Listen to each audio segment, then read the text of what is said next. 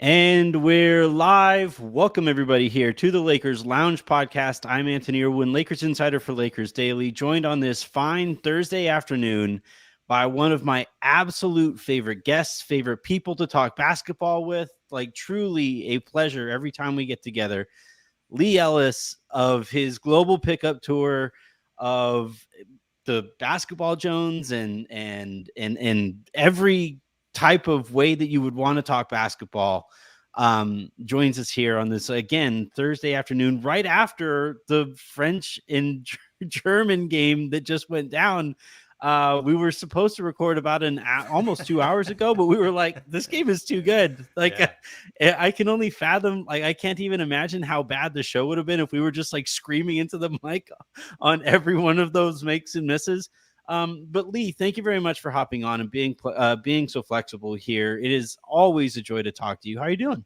Good, man. Good. And as always, look what I got in the background there for you. This is the court Yeah. in Istanbul at Chatter Boston there that was painted for Kobe and Gianna. Of course, this was the court that Kobe visited himself back in 2011, and he nearly played for the team there, Besiktas. I think he was going to sign for during the lockout. So I thought I'd put that one in there for you today. You've got the Kobe in the background. Yeah, man, what a day it was there on the WhatsApps. There, it was just like, man, let's just wait an hour, see if there's if it's going to be an easy victory, and then it's like, let's wait half an hour more. Let's just watch to the end of the game. Great performance. I mean, Yeah. because look, France at home with the crowd there. Germany are the world champions of international basketball, winning it last year in Manila. And I thought they were going to do it again today too. I thought that French team just didn't quite have enough. The Wagner brothers have been really good. Dennis Mm-hmm. Schroeder is just a different player when he plays for Germany. So is Thijs Andreas Obsti. Though we didn't do that much today, Obst. They didn't really get him the ball that much. But credit to France because they pulled it out, and now they'll obviously most likely play the United States for the gold medal. Knock on wood. It's a tough Serbian matchup today. You're playing against the best player in the world in Jokic, so anything can happen when the other team has the best player. But yeah, that French side hasn't been that good. I feel like in this tournament so far, they've been fairly. LeBron even said it the other day. He was like, "Yeah, I haven't been that impressed by France so far." They benched Gobert. The last couple games, they've barely used him. He said he had surgery on his finger. The French coach was like, "No, no, you didn't," which was absolutely insane. Yeah. And then Wemby has had a little bit more room inside to do some stuff. Yabu has been a revelation. It's been fun to watch him play as well, and Fournier has kind of reminded people why he got that huge contract way back in the day when he did get it. And yeah, that game between France and Germany, I've been thinking about like why I love these kinds of games or these kinds of tournaments, especially the Olympics specifically, is because there's just a different sense of stakes attached to a tournament that you're only going to play every 4 years. Like for a lot of these guys, where and there's national pride wrapped up in it.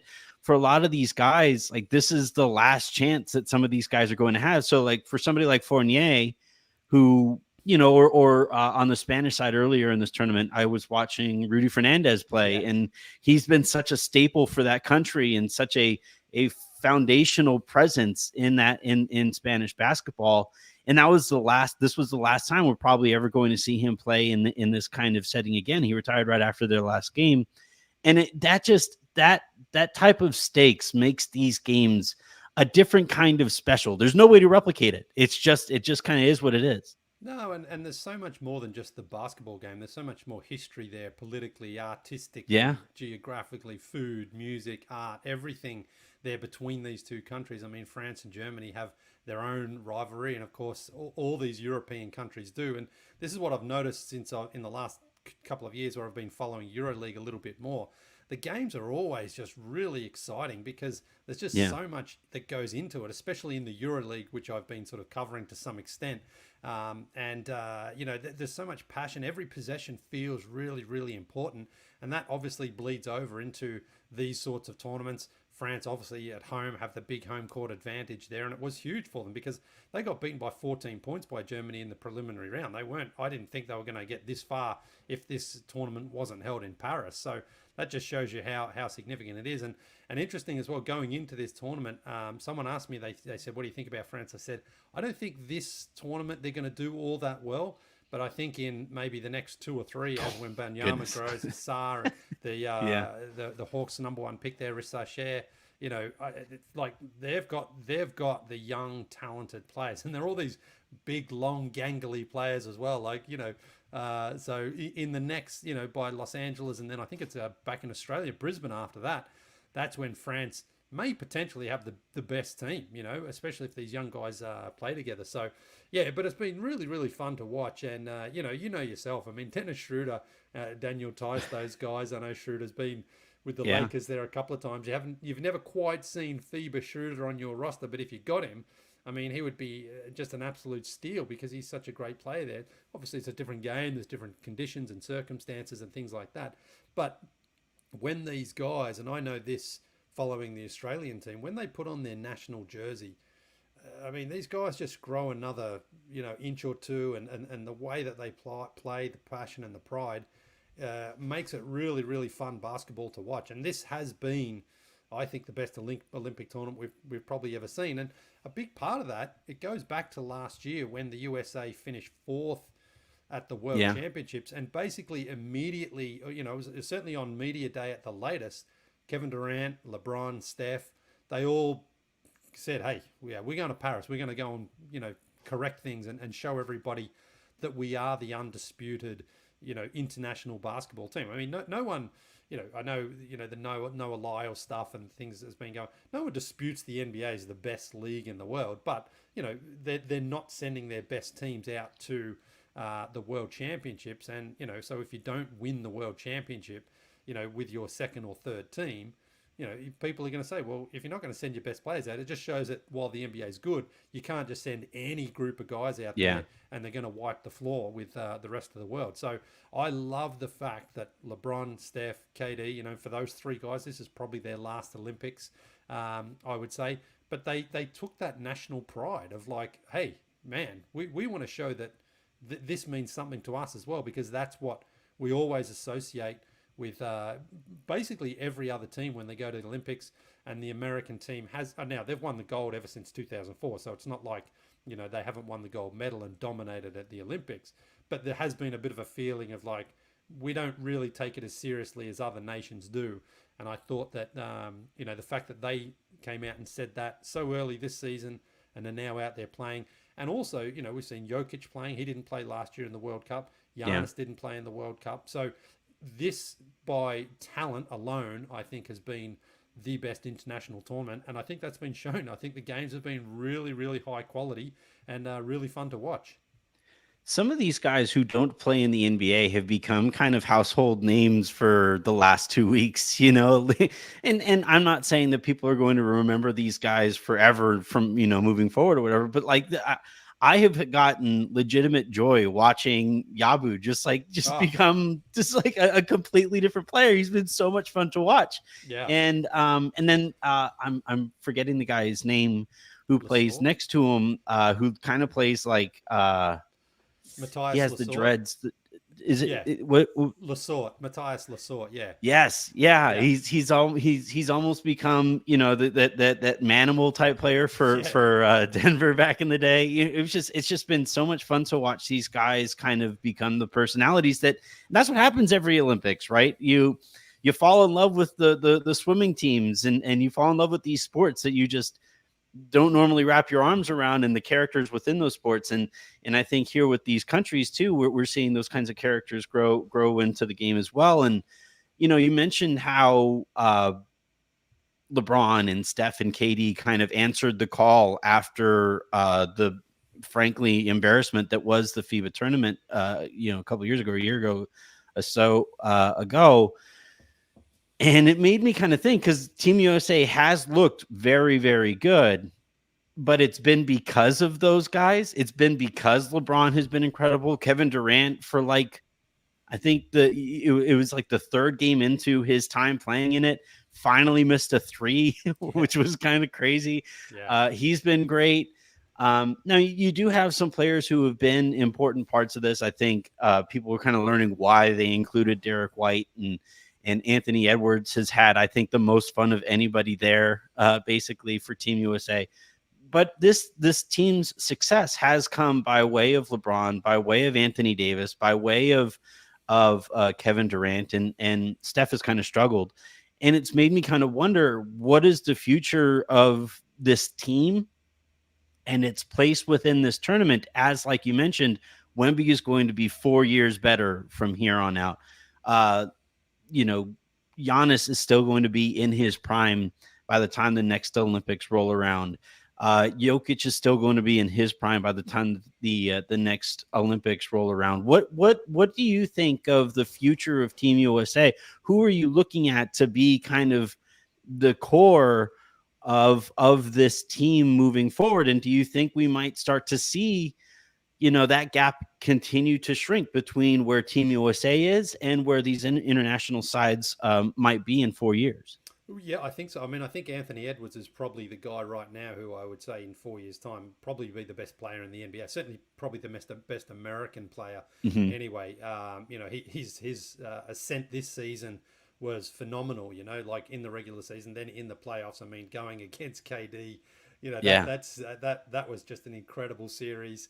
Of course, they lost to the Mavericks, which was a surprise, but against the Denver Nuggets, he was great as well. So I think he's got that sort of swagger. He's got that like appeal. And remember, the next Olympics are in Los Angeles, so the USA is going to have an advantage anyway of that home crowd. But can you imagine the embarrassment if they weren't to win the gold medal in the in there as the host country? So oh my goodness, so I would say they're going to have as strong a team as possibly. Jason Tatum's likely to be on that team as well, because he's going to be still in his prime. It will be interesting to see who's coaching the team, because I understand that Steve Kerr is stepping down after this tournament. I think because he's been there last year for the World Cup. He was there with Pop as well, like 5 or 6 years ago. So he's kind of done his time, and he'd like to sign out with a gold medal. So it may be someone like Eric Spoelstra, who's kind of that next in line to take over. He's got the respect of everybody within USA basketball. So I think might be JJ Redick with how quickly he ascends through the ranks. Yeah, hey, who knows? Maybe. So look, Ja Morant, if he can sort of sort things out, I think he's the sort of player, of course, that has got that star talent. Zion, who knows really what's happening with him? But these are the youngish names that should be at that point of their career where they're in their peak, they're in their prime. And are looking to, sort of continue that dominance of the Olympics that the US has had, as I say, since Athens in 2004, where they finished the bronze medal. But in the World Championships, they finished sixth, I think, in 2019 in China. And then, of course, last year finishing fourth. So, will Grant Hill and USA Basketball put a bigger emphasis on trying to get these guys to play, trying to get their number one guys to play in Qatar, the next World Cup in 2027, as a sort of warm-up tournament for 2028 when it's in Los Angeles? And, who knows exactly who else will be on that team. I mean, I doubt Anthony Davis is going to be on there. He's an old, 31, but he feels like an old 31. I think, I can't really see him sort of still playing in 4 years' time for the US. So I don't know who the bigs will be. I mean, we saw that this was one of the problems in Manila last year, and one of the reasons why they went after Joel Embiid so quickly as well is they had no bigs, and they got pounded a couple of times by those other nations with those big bodies. Jaren Jackson was the biggest guy they had. And he's not he's certainly not a traditional. Not really big. A five. No, he's not a banger like that. So, I just off the top of my head, I can't really think of a sort of big man that the US has got.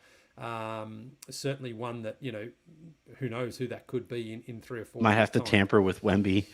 Yeah. Well, the other thing is, you mentioned Yabusele and Lasor, and these guys, they're not obviously as tall as some of the other guys, but they're just big dudes. You know, they know how, and that's what I think the US sort of lacks a little bit of too, is just some of those big solid dudes who are bangers. And Rudy Gobert, something's always weird with Rudy Gobert, even if it's for the Jazz, for the Wolves, for his national team, because I thought he would probably spend a little bit more time on the court today just as that rim protector. But when you get Yabusele and Lasor, who are not obviously as good rim protectors, but offensively, those guys attack and they give you a lot more, and that's where Rudy doesn't really help you out. Like he's not, he can run the pick and roll and get to the rim on the oops, but Yabusele, he dips that shoulder and he gets inside and he goes hard. So I guess the French team was like, on the defensive end, it's kind of a negligible difference.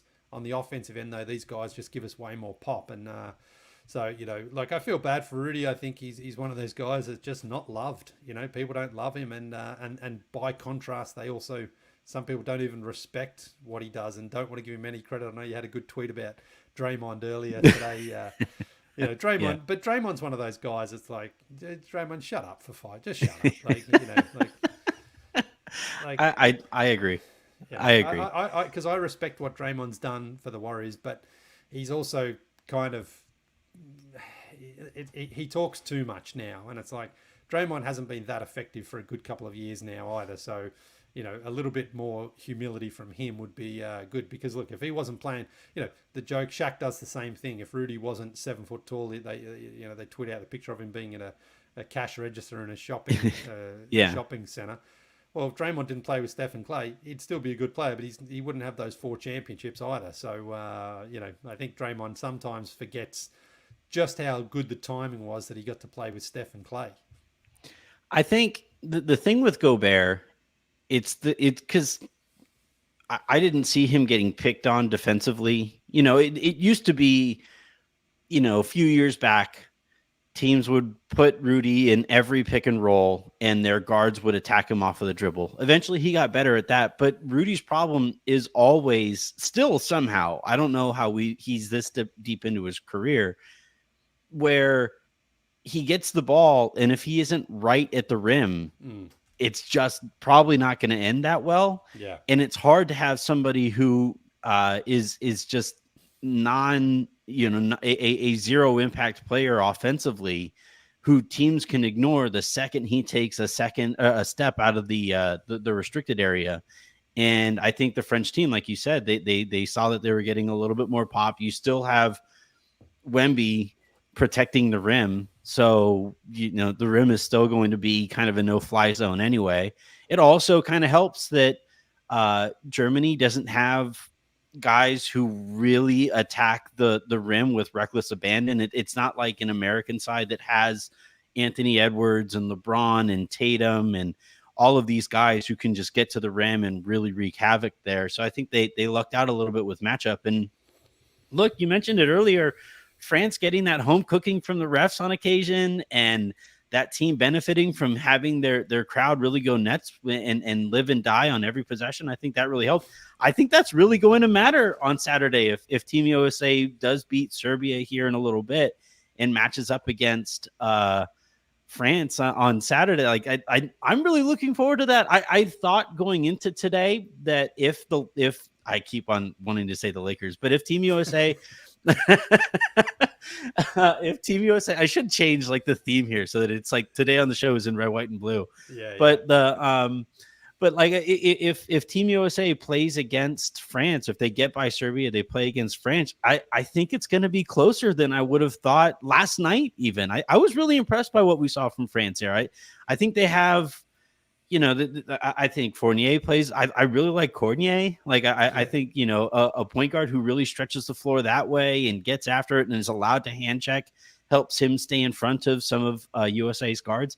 That's a fun matchup between Team USA and France. And that again, that's only if Team USA is able to get by Nikola freaking Jokic and they have Bogdan Bogdanovic on that team too. I think today's game is going to be kind of a knockdown, drag-out fight too. Yeah, I think so. I think the fact that they've already played them once and Serbia got off to that great start, 10-2, I think it was, and it was like, oh, okay, maybe we're going to see something here. But we also saw as well, like when Jokic sat, there was they're just so bad. Yeah. There's nothing there. So but a game like this, I mean, if I'm the coach of Serbia, I'm just going to play him the first 20 minutes without a break because there's just no point in. Giving the US any sort of chance here. And Bogdanovic, I see him here in Atlanta. He's a great international player, but again, after him, there's no one. There's not the same depth, of course, as Team USA. And I think as well, you've seen it. Like, the US, it does take them a game or two. Jason Tatum didn't play in the first game. Someone else didn't play as well. I can't remember who that was, but now Halliburton hasn't yeah, gotten that's very right. many It was minutes. Halliburton. Yeah. Now they've played those extra games, and they've really cruised since then. No one's gotten close to them. I mean, Brazil was never going to give them much of a Yeah. challenge in the last game there. So I think I expect this one to be a little bit closer and a little bit tighter, but the margin for error for Serbia is so thin that they have to be perfect from the start. And of course, as I say, they can't afford to have that huge letdown when Jokic sits, because I say I would play him the first 20 minutes, but it's easy to say that 20 minutes doesn't sound that long. But of course, in professional basketball, he's going to need a breather in that first, after the first 7 or 8 minutes there, and probably another one in the second quarter. And that's when, the USA is really going to be able to dominate. And, again, I mean, they've played them once. They understand that they're not going to take them lightly by any means. And of course, they want to get through to that gold medal game as quickly as possible. And I think it's exciting. And just last thing on Rudy Gobert, as you mentioned, these guys who are going to be driving inside for the USA. Well, that's where Rudy maybe does get a bit more of a burn here in the gold medal game, because they're going to need him protecting the rim, because otherwise you're going to see a ton of high-flying lobs and backdoor cuts and things like that, because I don't really think that Lasor and Yabusele can protect that rim in the same way that they didn't have to against Germany. So it'll be interesting to see if Rudy's injury heals by Saturday, and if he gets the start. And because Wemby, no extra surgeries, like no, exactly. Wemby's obviously going to have a big job there as well, protecting the rim. But again, he's 20 years old. This is his first Olympic tournament. He's not that good yet that he's going to intimidate the US, and maybe they attack him anyway to try to get him in foul trouble. Who knows? But it's going to be interesting. And yeah, I'm glad Serbia came back from 24 points down against Australia. I was thinking, wow, this is going to be a huge upset, but it always felt somewhat flimsy, that 24-point lead. Patty Mills was just red hot. He couldn't miss a shot. It was like they were playing perfect basketball. They were, and then it was like at some point this is going to tail off a little bit, and it did. But still had a chance to win at the end, but couldn't do it. But overall, I think Serbia is probably going to give the US a better shot than Australia was, simply again because they have Jokic and Bogdanovic. Feel like Australia regretted not taking Tybal with them on. I heard there was kind of a debate between him and Ingles or something like that. What went down there? Well, so from what I can tell you is that, Joe Ingles, obviously at 35, he barely played at all in this tournament. And some people are like, why are you taking that guy? He's old, he's slow, and, he shouldn't be there. You need someone a bit younger, a bit more athletic in Tybal. I think it just depends on who you talk to. I don't mind having the veteran presence there. Joe Ingles has been a huge part of the last 10 years for Australia. He was on the bronze medal team, which was the first time Australia medaled at the Olympics, which was huge. So in that sense, I like having the veteran presence who was able to, because we had the toughest group, remember, too. Greece, Spain, and I've gone blank now, but Greece, Spain, Canada, of course. Yeah. So, it was like, we might not even get out of that group. We might not even win a game. I mean, all those three teams are tough. Now, we did get out and we played Serbia really well. The thing about Tybal, and I think I feel the same way about him in the NBA, is he's fantastically defensively, but God, he just hasn't improved that shot enough that you can trust him. He's Wing Gobert. He is. And that, to me, is like, he might give you some good possessions defensively, but on the offensive end, it's like you can't rely on him to hit those shots. So I that wasn't the reason why we didn't beat Serbia. It was one of those sort of like, hey, do we want this guy or this guy? They went with the veteran in the end. I'm not, I wasn't going to sort of start going crazy over it. I just think Tybal's had his opportunity. I thought he was brilliant actually in the 2019 World Cup. And that's when I think the season after that, I picked him for most improved in the NBA, because I saw that, like, man, all this guy's got to do is run the floor. He doesn't even need to shoot those threes, just run the floor like a Sean Marion. But he's never been able to really improve on that end, on the offensive end. And so I think that's why he was left out of the team. Yeah, that Australian side, it's a fun group. It's like this ragtag group. They play super hard. Patty Mills, international play. Patty Mills is a top 5 point guard I've ever seen. Yeah. He's so fun in that setting. He had another great game against Serbia there too. I'm really kind of curious because Patty, I don't think will be able to keep it going. This was probably his last, play with Australia. They'll need a primary creator. Exum, not quite, that kind of a player right now. So really kind of, I mean, ideally Kyrie would play for Well, for yeah, I don't think Australia, so. but I mean, the thing is, it's Josh Giddey now, and there was oh yeah, also that's true. a little bit of a tug of war there between the old head of Patty Mills as the point guard and the younger and Josh Giddey as like, they didn't work all that well together because they both kind of need the ball in their hands. Yeah. It got them to a certain point, but now Paddy, I don't know if he's officially announced it, but he won't be playing. He certainly won't be playing in the next Olympics. He'll be 38, and you can't have a 38-year-old guy still as your primary ball handler on a team unless it's LeBron James. We'll give him we'll give him a pass there. But that's the thing. So I think a part of that as well with the Australian team was, Josh was like, I want to be, the number one ball handler, and fair enough. And Paddy wasn't quite ready to give up that mantle yet. So, there was a little bit of sort of an awkward fit between those two guys. Still, look, they work for the most part out there. I mean, we lost 2 preliminary games, but neither of them were blowouts. We lost to Canada, we led. And at Greece, of course, we're in a desperate, had to win to survive game, and they did. So it was good, but I think it is going to be time to turn the page, on the older guys, Dellavedova, Ingles, and Patty Mills, who have served us very, very well.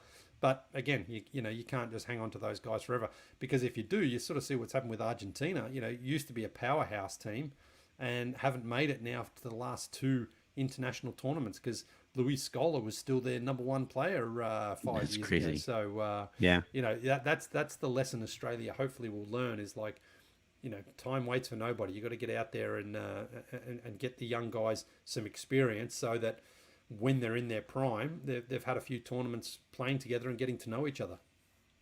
What do you make of Canada? Because coming into this tournament, they had the second most NBA talent on that roster.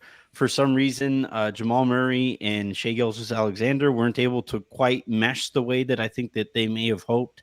I think we can call it a disappointing tournament for Canada to go out as early as they did. Like, where do they go from here? Like, it kind of reminds me a little bit of the Houston Rockets when they had Harden there, where you're looking at them and it's like, yeah, they're talented. That they're going to be there, but it's just they can't ever quite get over the hump.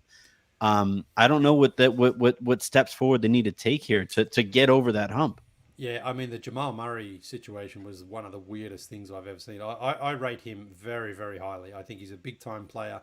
He's a big-time playoff performer. He's got the sort of, he's shown he's done it for years on end. Now, the way their season ended, losing Game 7 at home, was obviously crazy. And then he just didn't seem to... I don't know if he was injured, but he didn't seem to have the required energy level to play here for Canada. I thought Gilgeous-Alexander was great. I thought Lou Dort was also really, really good. And those guys seem to have that mentality as well. Once you put on the jersey, just get out there and give it your best. And, losing to France, I guess you say, okay, fine. That was the home team, the crowd, the energy. They kept it close enough, but France got over the line. That can happen. But to not even medal at all, not even be in the bronze medal game, it is a bit of a disaster for Canada, because I had them as the second best team coming in. I thought they're the best shot, best shot to give America a chance. I mean, Dylan Brooks, love him or hate him, he plays with passion, man. And, yes, he's exactly the sort of guy that America are probably going to go like, thank God we don't have to face him, because you saw it in the bronze medal game in Manila last year. He was incredible, and so that's great. So, yeah. But there's been, Andrew Wiggins, you go back to him, it's like he's never really seemed to have the motivation to play for his country. Gilgeous-Alexander, look, he's 26, I think he is. So I think it's reasonable to expect he's going to be playing a ton in the playoffs over the next 4 years. Hmm. I think he'll probably want to get up for Los Angeles, but that'll probably be maybe the last time he plays for Canada. So I think they'll still be good. I think basketball is obviously on the rise continually there in Canada, and they've still got some good players. Um, Jordi Fernandez, the coach, I think he's a good coach. So I think it's okay, all things considered. But they will certainly be surprised that they're going to come home not even in contention for a medal. But that again, I think this just reflects international basketball. I think this tournament is great like that. I love seeing basketball at this level where it's like, yeah, man, Germany could have been in the final. France are in the final. Australia weren't too far away. Canada, again, weren't million miles away. Greece didn't even really get close. So there's so many different countries that you can make a strong case for that have been, no one's the number one team outside the USA, but that sort of second and third spot is really, really wide open. And I just think that's great as a basketball fan to see so many countries having legitimate teams. South Sudan, I mean, what a story that is. Oh my gosh, yeah, great point. They nearly upset the Team USA in the warm up game there, which was incredible. So you think countries like that are going to continue to improve and develop, and then you're going to see more countries from Africa and Asia continue to compete. So overall, I'm really excited where basketball is on the men's side and the women's as well. But certainly the fact that America felt, again, going into this tournament, they had, hey, we can't just send our Yeah. second and third guys anymore. We've got to send the big boys to go and do the work. And it's been great because, again, going back to last year, it's like Germany won, yeah, but Giannis wasn't there, Jokic, America, whatever. It was like, well, there's no asterisk at all this time. It's like we want to see the best nation and the best countries compete, and whoever's on top at the end, they deserve the title as world champions. Yeah, I think a real factor in this international play and all of these international tournaments is culture. And I think that's where Canada somewhat lacks it a little bit, where, like, remember that 04 team had a bunch of guys. Iverson was on that team. I believe Duncan Yeah, was on Duncan was that on it. team. Boozer was on it. Lamar Odom. Boozer. Yeah. they had, Sean it was a Marion. good collection of NBA talent, but it was the last team that we ever just kind of threw together and said, go figure it out, Yeah. And I kind of think that Canada is still there a little bit, where right up until the preliminaries, they were still, we still didn't quite know if Jamal Murray was going to play and who was going to do what and all of this stuff. And I think that's kind of the next step that the Canadian team needs to take is really wrapping their arms around the idea of culture with this team. That's why that Spanish team always overperformed, and Uh, and the German team always overperforms. You mentioned Argentina earlier. Those teams that really just kind of live and die and play together for years. Those are the teams that always gave America the hardest times, because those American teams were just kind of thrown yeah. together. And the best versions of those American teams, the Redeem team, and then again in 2012, they played together for a little while, built that culture, and then once they realized, okay, we're dominating, you see that kind of wane again. Yeah. And now we kind of get back into it with this time when they take the big boys. They're going to have, the Team USA is going to have to wrap their arms around culture too. Yeah. They're going to have to spend some time together to get ready for some of these tournaments, because these teams internationally, those teams have really improved. And I think it really has a lot to do with that idea of culture, team-wide culture. Oh, absolutely. I mean, Slovenia didn't make it, but you saw last year, in the Tokyo Olympics with Luka, just how much it still meant to him, for him to Yeah. go out there, and play for his country. And that's the thing, is like, you can't sort of assume anymore that these countries are just getting lucky. Like, they're going to continue to get better. We look at the draft. I mean, the last couple of years now have been a number one pick from France. Mm-hmm. MVPs have been from six. The last six MVPs have been non-US born. We've had Rudy, the Defensive Player of the Year. I mean, the All-Star teams are made up of almost 50-50 of international players. So it's only going to continue to grow. And that's one of the things that I've been fortunate to see and experience in my travels, is just how much now the rest of the world is like, man, we can make it. We can make it to the NBA. Like, The NBA is no longer, and it hasn't been for a while, just an American league. It's where people can really go and be successful. The Euro League is really growing as well. So you know, this is the sort of thing that we want to see, is like, and I think you make a good point there about Canada, because prior to the World Cup last year, they hadn't even made the Olympics or the World Cup for some time, because same sort of thing. It was like, we just sort of throw together some guys and see what happens. But now it's like, hey, you can't afford to just be snoozing. You've got to put your best players out there all the time, because it's not just about this tournament.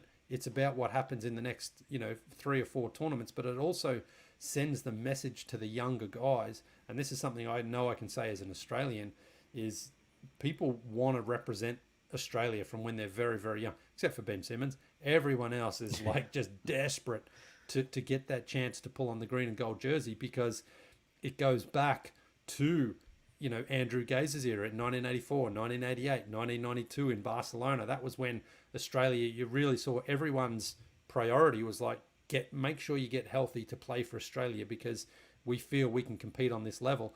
And that culminates in what happens eventually in Tokyo, where you get that bronze medal. And, we've been very, very close at other Olympics. In Rio, we were in the bronze medal game, missed out there. 2012, I think we were very close there in London as well to the bronze medal. So, that's the sort of thing where Canada is right now. It's not just for this tournament in Paris. It's letting the younger guys and the players coming through know that it's a priority to play for your country, and you have to sort of play, when you're younger, because it helps you as you get older and as you get more experience to be able to compete for medals.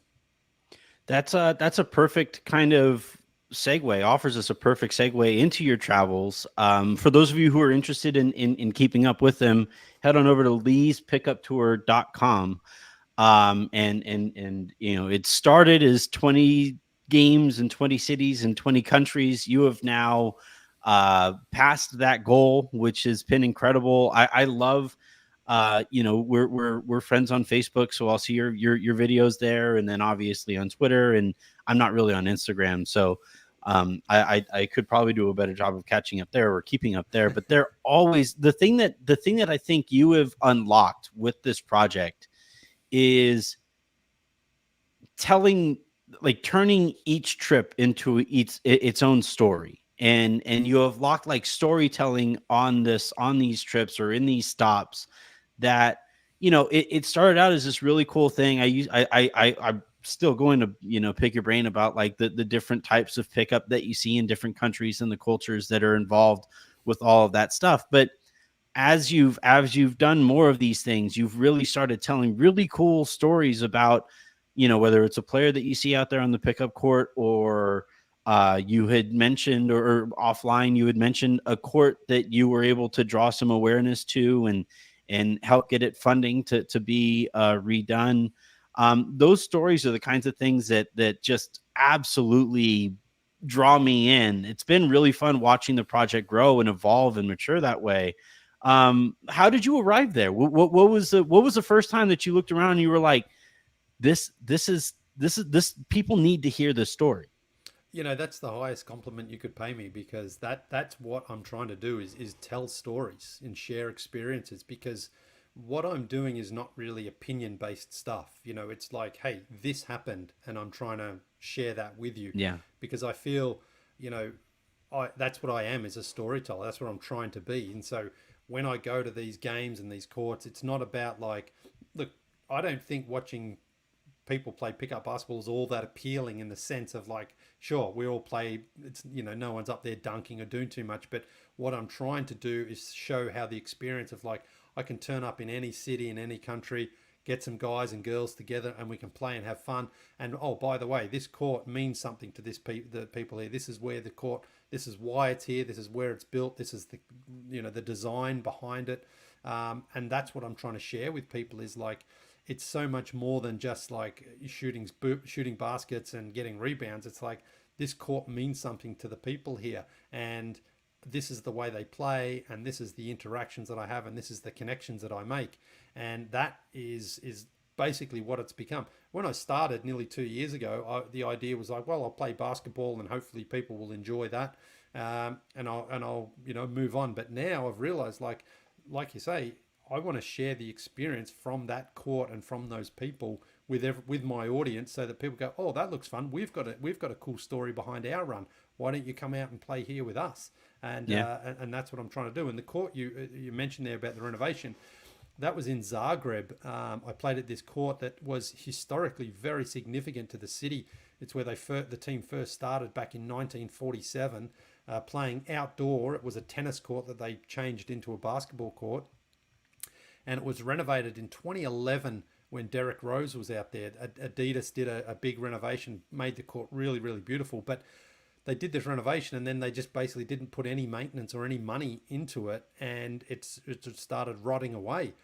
And I still played there. It was a rainy day, it was a cloudy day, and I just said afterwards, I said, "Hey, this court is not just a shitty looking court. This court actually means something to the people of Zagreb." And once I posted that video, people from Sabona in Zagreb said, "Hey, your video has inspired the city to renovate the court That's so again." And great. so yeah, so the funds have been allocated by the council, which is the biggest step, because anyone can say anything, anyone can have any idea they want. But once funding has been allocated, that to me is the most significant part of it, because it means, well, it should mean that that money is going to the court, and it's going to be, brought back to life. And what that does for me is it really gives people in the city now a cool place to go and play. And that's what it's all about. Because if a court is missing a hoop, or the nets are crappy, or the floor is just concrete and it's cracked and it's slippery and dangerous, it's not appealing for people to go and play there.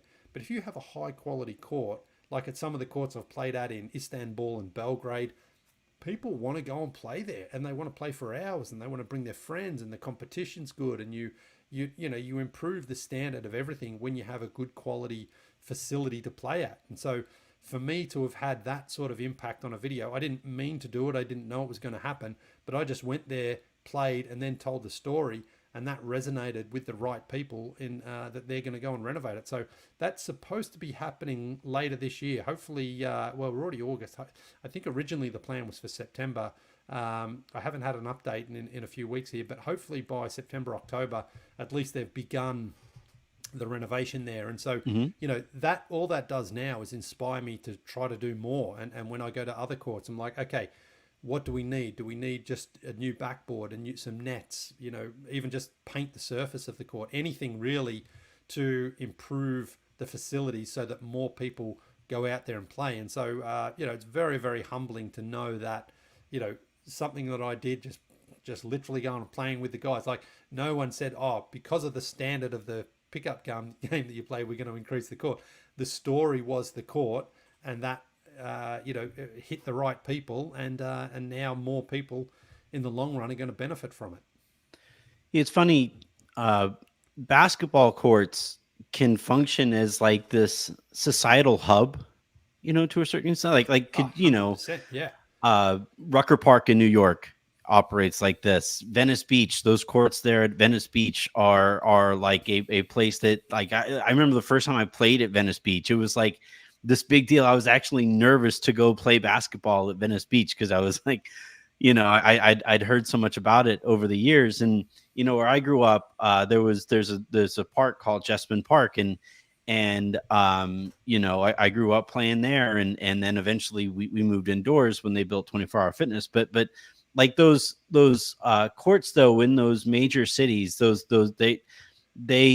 they wind up being so much more than the basketball court. It's a place to get together. It's a place where you could watch them play basketball if you don't play basketball yourself, and it does provide, for New Yorkers, right? They consider New York, this mecca of basketball. Rucker plays a big part in that, and it does lend some real city pride. And like I could just imagine what the response would be if Rucker fell into complete Yeah. misuse, or what you weren't able, like what that would do to the kind of soul of New York. And that's basically what you saw with that court there, and people kind of recognized it and said, like, no, actually, let's clean this up. Yeah. Let's bring back some of that pride. Well, and Croatian basketball was a powerhouse in the night. I mean, they're the team, of course, that played the dream team in the final, with Dražan Yeah. Petrovic on that team. So the people of Croatia, and when I was out there, a lot of people I spoke to from the basketball world said, man, we used to be such a prideful nation. They're not even in the Euro League anymore. They just don't have that. You think if you'd played against the Dream Team in '92 over 30 years ago, that Croatia now would be an automatic powerhouse in basketball, but instead it's gone the other way, where it's like they're really struggling. There's been some administration issues and corruption. I know that as well from talking to people. I won't name names, but I know that there's blame is being put around because, again, once money's involved and the politics of the situation are involved, that's what causes problems. But going back to the societal impact, ever since I was a kid and I used to go to my local basketball stadium in Australia, in Sunbury, it was the same thing where it wasn't just you turn up and play. That was a real meeting point for your friends and Absolutely. extended groups of friends. And that's where, as you get a bit older in your teenage, you meet girls and it's like, oh man, I love going to the basketball stadium. I get to play, but I also get to become, this is a sort of place I feel home. It's like a meeting club. And so if the facilities are good, on top of that, then it's really, really appealing for people to go to. So that's what I love about basketball is, it really is for everybody. It doesn't matter how old or how young you are, boys, girls, men, women, it's for everybody. And what I experience when I go to all these cities and play is we play the games, but I have so much fun talking to people who come along, listening to their stories, having them tell me about, what basketball means to them. And when they started sort of noticing when I was on the starters at NBA TV or No Dunks or whatever, they were following and they've got stories they can relate to experiences that I've had. And so all those things just make it so really enjoyable what I'm doing because I know that many people are having the same experience that I am. It's like you turn up and you feel like you know people, like how many times have you been to say like say your wife's work function and you don't know anybody or you maybe know a guy or two and it's like, it's awkward because you've got to create conversation. You've got to find something to talk about. That's never been a problem for me on a basketball court. I just turn up and basketball is the icebreaker and things go from there. So in so many ways, the game has meant so much more to me than just playing. It's been a place where I've really felt comfortable. And now I go around the world and I'm in cities and places where I don't speak the language. English is the first language. Doesn't matter. It doesn't matter. People welcome me. I mean, I've been in the last few months, I've been in quite a few places, but just prior to that, I was in Brazil. And man, the Brazilians just make you feel so friendly and so welcome. And, to go from Brazil 1 month, then I was in Japan after that, Australia and Canada and Germany. Everywhere you go, it's the same sort of thing. I don't feel ever like, oh my God, what am I going to talk about? Where am I? What are these people are like? Everywhere I go, people are like, oh, that's the basketball guy. Let's play basketball and let's have some fun. I would completely change my @ that's the basketball guy. Like that, like that needs a have you what last question and we'll get you out of here. Have you officially waged war on pickleball? Have you because pickleball is taking over basketball courts and like I actually saw that a basketball court like put up a sign, no pickleball allowed. And I actually was like kind of proud about it. It was the weirdest thing for me to be like, screw you, pickleball. Have you waged war officially against it? And where can I sign up to help with those efforts against pickleball? The funny thing is, I can't think of one time outside of America where I've even seen pickleball. To be honest, I know where I live. Another thing we're doing wrong. Yeah, I know here in Atlanta it is everywhere, and they've got the pickleballs on the tennis courts and everywhere like that. So, so I haven't felt the sort of I've never turned up to a court, and again, a lot of the courts that I play at are 100% basketball. There's no other lines drawn on the court or painted on the court there. So, I haven't really thought about it. I haven't thought about the need to try to.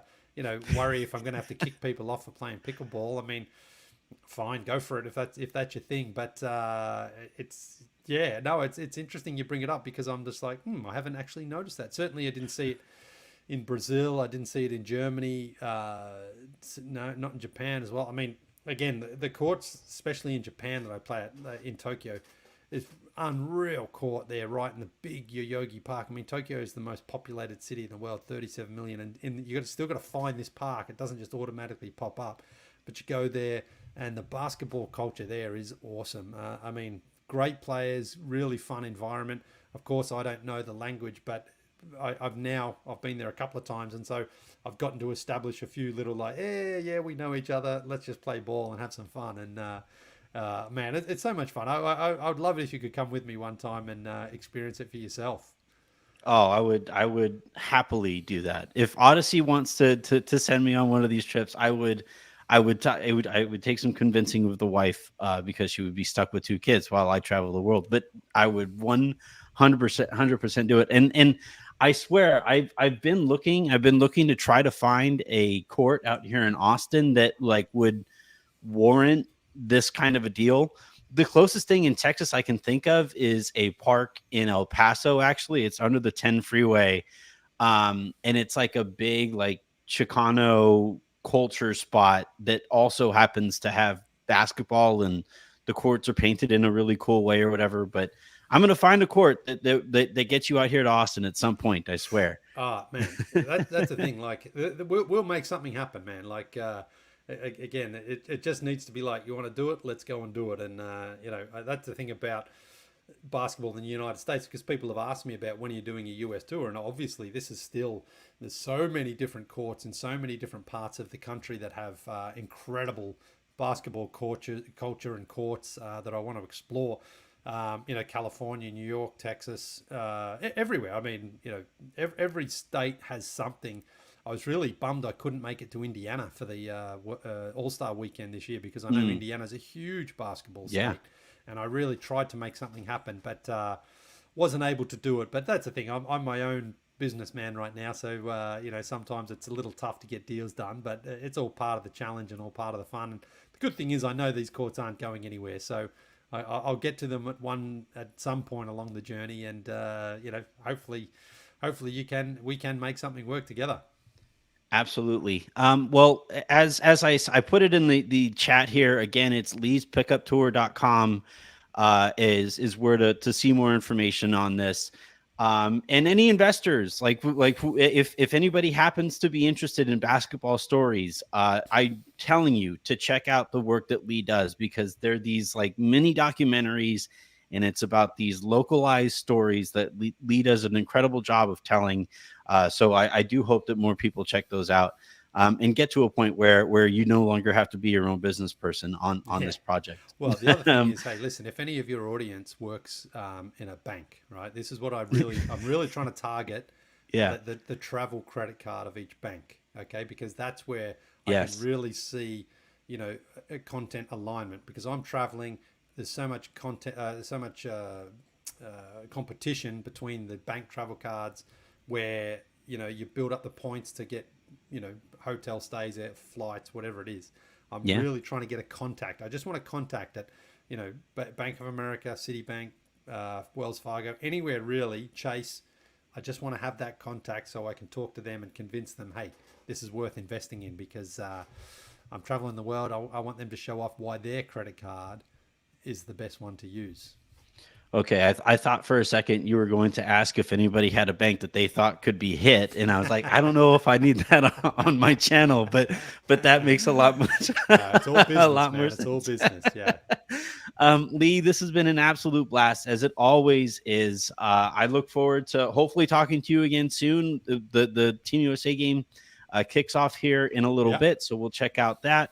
And once the NBA is back and kicking off again, we'll hopefully chat then. But again, leighspickuptour.com is where to check out all of his content. It's great stuff. And then find him everywhere in your socials, right? All of your socials are the same at Leigh Ellis as well. So check out that as well. And best of luck, man. It's always a pleasure. Thank you very much for hopping on. Anytime, Anthony. Always fun chatting with you, man. All right, that is going to do it here for this episode and this week's episodes here in the Lakers Lounge. I will talk to you guys again on Monday with a mailbag app, so get those iTunes reviews in there for those questions as well. And until then, have a great rest of your weekend. Make somebody else's, and I will talk to you on Monday.